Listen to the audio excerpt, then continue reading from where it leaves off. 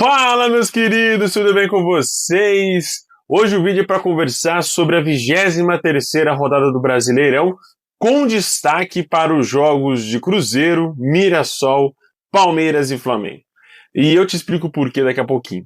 Mas antes, meu nome é Gabriel Todaro, seja muito bem-vindo na Rede com Todaro. Se inscreve no canal, dá essa força, deixa o like, deixa o seu comentário também sobre os jogos da rodada, o que você achou dos 20 clubes da Série A, né, dos 10 jogos dessa 23ª rodada. Bom, os 4 times que eu falei, voltando, Cruzeiro, Mirassol, Palmeiras e Flamengo, venceram os seus 4 jogos nessa rodada e os 4 compartilham o G4 do Campeonato Brasileiro. E esses jogos, essas vitórias importantes na 23ª rodada, abriram uma vantagem contra a concorrência, né, o G5 e o G6, e aumenta ali o sarrafo do Campeonato Brasileiro, inclusive Palmeiras e Flamengo já passando, e Cruzeiro passando da contagem dos 40 pontos, né, o Palmeiras com 46, o Flamengo já atingindo os 50 pontos, isso é muito importante, Cruzeiro com 47 e o Mirassol com 38 pontos. 3 pontos de vantagem, por exemplo, contra o Botafogo e o São Paulo. O São Paulo é o primeiro time fora da zona de classificação para a Libertadores, mas a gente sabe que talvez isso vai aumentar esse G6 aí, talvez vire um G7 ou quem sabe até mesmo um G8. Mas enfim, vamos conversar então sobre esses jogos, começando pelo jogo do Mirassol, que no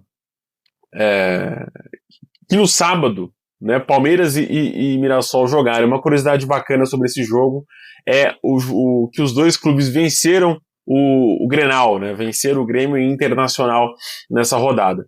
É a mesma coisa que aconteceu no primeiro turno, quando o Palmeiras venceu por 1-0 o Inter no Beira-Rio e o Mirassol também goleou o Grêmio jogando no Maião, né, em Mirassol.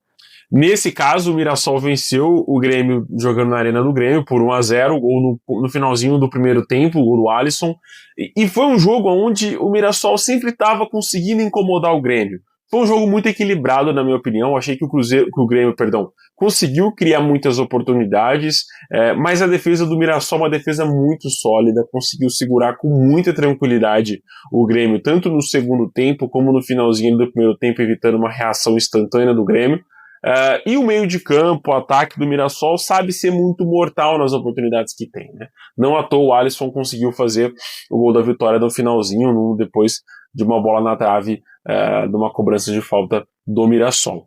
Mas foi uma baita vitória do Mirassol, coloca o time no G4 e possibilita, né, o Mirassol e a cidade de Mirassol sonhar com essa classificação para a Libertadores do ano que vem. Eu acho que se manter essa regularidade, há grande chance sim do Mirassol ser um dos representantes, inclusive no próprio G4 do Brasileirão, para a próxima edição da Libertadores. Mas vai ser ali no detalhe. Para mim são os dois times que brigam por essa quarta colocação, Mirassol e Bahia. Mas com o Mirassol um pouquinho mais à frente por conta de conseguir esses resultados fora e dentro de casa também com mais êxito do que o Bahia. No sábado, como eu falei, o Palmeiras também não venceu, mas goleou o Internacional jogando no Allianz Parque por 4-1. Vitor Roque 3 vezes e Lucas Evangelista fizeram os gols do Palmeiras todos no primeiro tempo, e ali no segundo tempo, no meio do segundo tempo, o Inter descontou com o Carboneiro.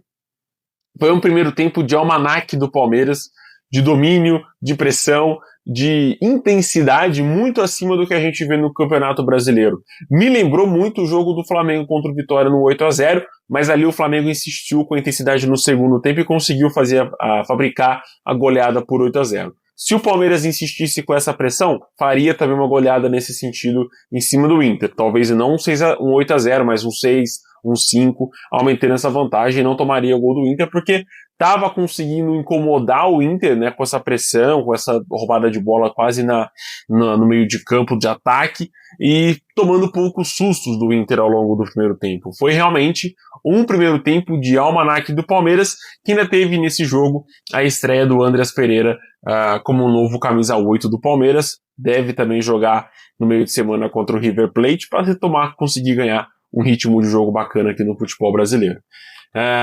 Passando agora para o jogo de domingo, né, o Flamengo venceu o Juventude por 2-0 fora de casa, Resultado esse, né, do Flamengo vencer o Juventude em Caxias do Sul, que não acontecia desde há 28 anos atrás. O Flamengo não conseguia essa vitória e conseguiu com gols de Arrascaeta no primeiro tempo e Emerson Royal no finalzinho do segundo tempo. Foi um domínio do Flamengo, né? O Flamengo não deixou o Juventude jogar em momento nenhum, não levou sustos, apenas ali um pouquinho no segundo tempo, mas foi muito rápido que o Flamengo conseguiu a reação e conseguiu fazer o segundo gol.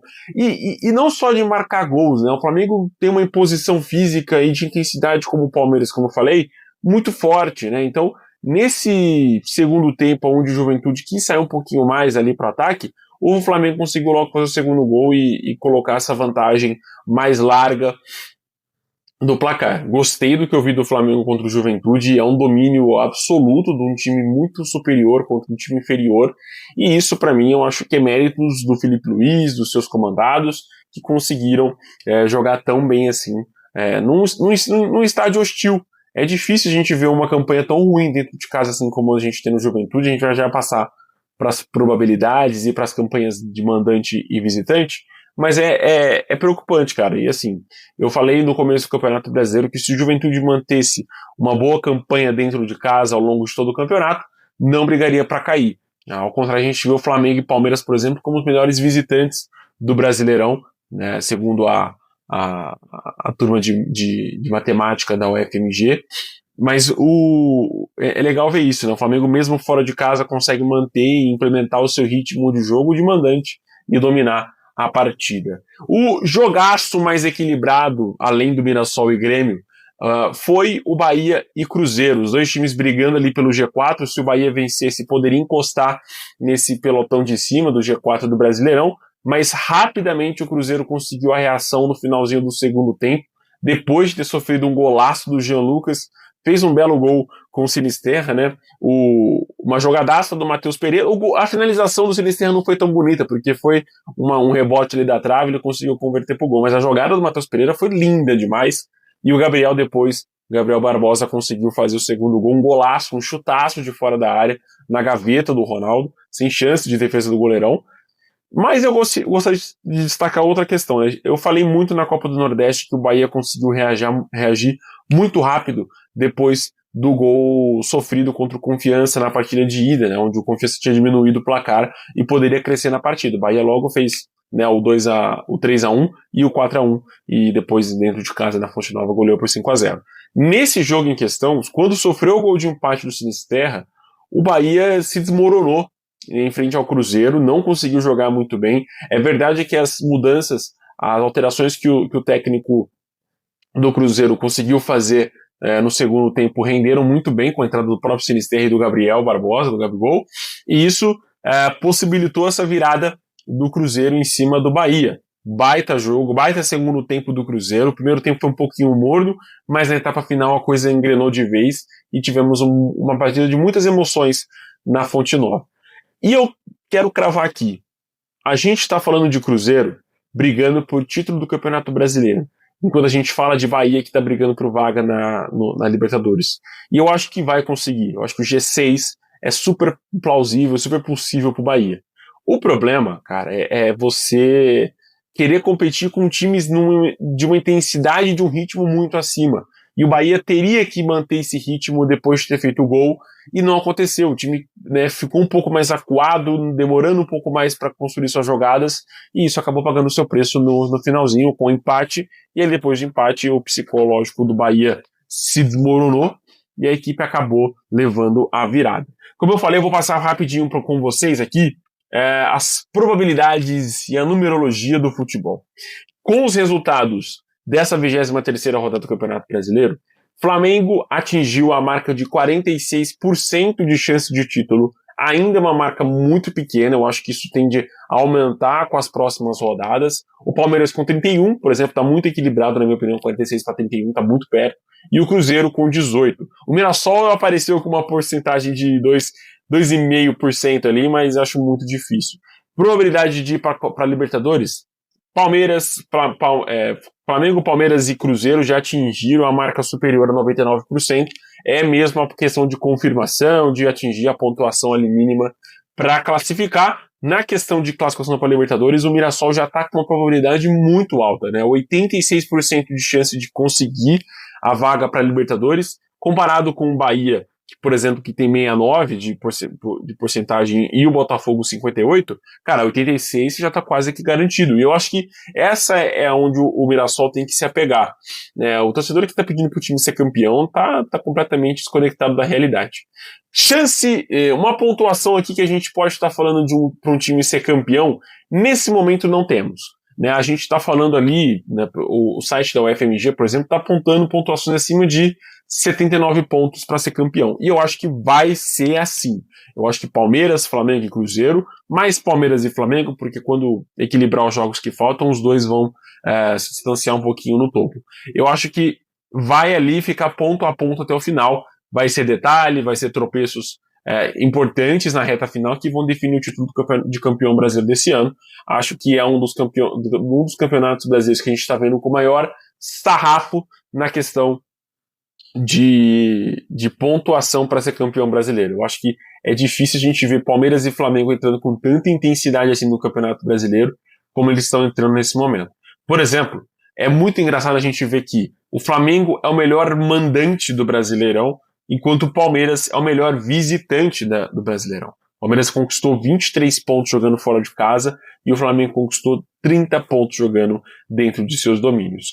Dentro de casa, o Palmeiras conquistou os mesmos 23 pontos, ou seja, uma campanha de pontuação similar com a campanha fora de casa, lembrando que o Palmeiras tem um jogo a mais em casa, por isso atingiu os 23 pontos. Depois tem o Cruzeiro como melhor mandante, Bahia, então é importante isso também. O Cruzeiro conseguiu vencer o segundo melhor mandante, o terceiro, perdão, melhor mandante do Brasileirão. O Bahia conquistou 24 pontos, o Cruzeiro foi lá e arrancou esses 3 pontinhos do Bahia. Falando agora de sequência de vitórias, sabe quais times têm 3 vitórias seguidas nesse Brasileirão? Exatamente. Mirassol com 3 vitórias e Cruzeiro, ou seja, os dois times ali que estão em ascensão no G4 do Brasileirão atingiram a marca de 3 vitórias seguidas nessa rodada, na 23ª rodada do Campeonato Brasileiro. Bom, vamos passar agora para as rapidinhas do Brasileirão. Vou passar bem rapidinho sobre os outros 16 jogos da rodada. Então, no sábado, também tivemos o Fortaleza vencendo o Vitória por 2-0, depois de 3 meses quase sem vitória no Brasileirão. O Fortaleza conseguiu vencer com gol de Breno Lopes e Bruno Pacheco. Também no sábado, o Corinthians venceu fora de casa o Fluminense por 1-0, gol do Mateuzinho, mas era um time do Fluminense meio modificado, mas também é uma excelente vitória do Corinthians fora de casa para se segurar na Série A do Campeonato Brasileiro. O Bragantino perdeu pontos importantes em casa, empatando com o Sport em 1-1, saiu na frente com o Eduardo Sacha de pênalti no comecinho do segundo tempo, apesar da penalidade muito mal marcada, na minha opinião, para o Bragantino, e o Derek Lacerda empatou para o Sport no final do segundo tempo, nos acréscimos da partida. Também no domingo tivemos um empate na Arena MRV entre Atlético Mineiro e Santos. O Igor Gomes fez o primeiro gol do jogo, depois o Tiquinho Soares, também no pênalti, na minha opinião, inexistente, marcou o gol de empate do Santos no finalzinho do jogo. O Santos, inclusive, com um jogador a menos, e foi melhor no confronto do que o Atlético Mineiro. No domingo, o São Paulo amassou, dominou, triturou, passou por cima do Botafogo, mas venceu apenas por 1-0 o gol do Dineno no comecinho do primeiro tempo do jogo, né? Aos 7 minutos, o Dineno fez 1-0 para o São Paulo, mas foi um jogo onde o São Paulo dominou a partida, tá? Mas eu acho que essa baixa convertibilidade, eu não sei se existe essa palavra, provavelmente o Gustavo vai falar que não existe, do São Paulo, acabou quase que possibilitando um empate do Botafogo no final do segundo tempo.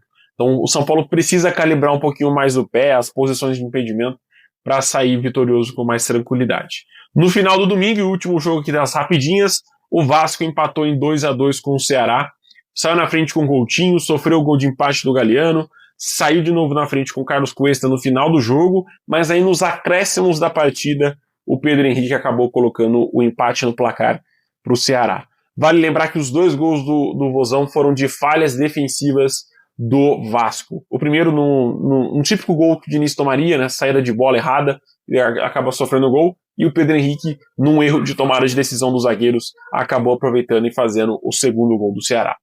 Bom, baita 23ª rodada, um videozinho delicinha pro Gustavo aqui editar.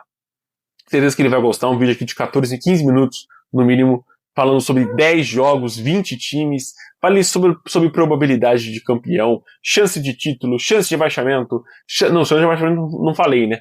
Com os resultados da rodada, o Sport atingiu 96% de chance de título, praticamente rebaixado, Fortaleza 74%, Juventude atingiu a marca de 50%, Vitória 50% e o Santos 34%. Vasco também tem 33% e o Grêmio chegou um pouquinho mais próximo do rebaixamento, atingindo a marca de 15% de chance de título. É isso, meus queridos. De rebaixamento, perdão. Rebaixamento. É isso, meus queridos. Um forte abraço e a pontuação aqui sonhadora do Campeonato Brasileiro da UFMG é aos 48 pontos. Você, então, que está ali na parte de baixo da tabela, peça para o seu time atingir 48 pontos, que ele não vai se rebaixar. Um forte abraço, até o próximo vídeo, que vem na sexta-feira, sobre rodada atrasada do Brasileirão, Sul-Americana, Libertadores, enfim, os primeiros jogos de ida das quartas de final dessas competições. Um forte abraço e até o próximo vídeo. Tchau, tchau.